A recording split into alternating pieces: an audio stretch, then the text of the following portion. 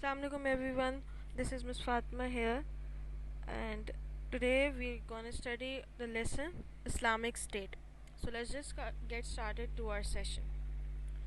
As we all know that there were not enough Muslims in Mecca as compared to their enemies.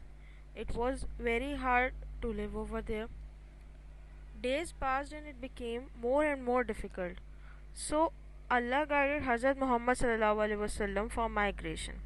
Hazrat Muhammad sallallahu alaihi wasallam, as being an obedient person to Allah, he implemented on his order and further ordered all the Muslims of Makkah that they have to migrate from Makkah to Medina in order to protect themselves and their religion.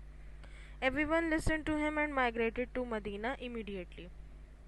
All the people who migrated from Mecca to Medina are called migrants or Mahajirs.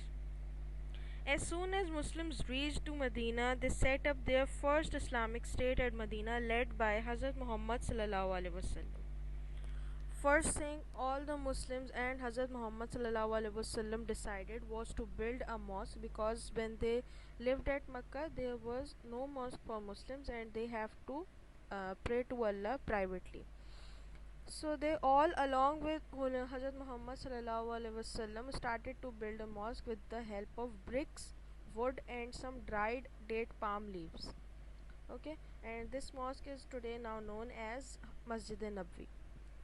There were also some people living in Medina before the Muslims reached to Medina, and those people were called Ansars. Basically, the word Ansar means helper. Why they are called helpers?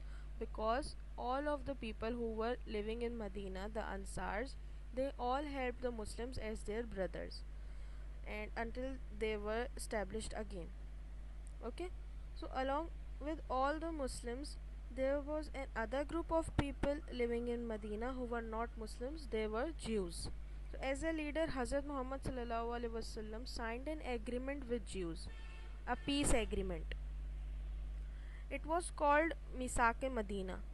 In this agreement, the conditions were that the Jews were allowed to follow their religion peacefully, and the second condition was that if someone ever attacked Medina, the Jews and the Muslims will stand together to protect their state.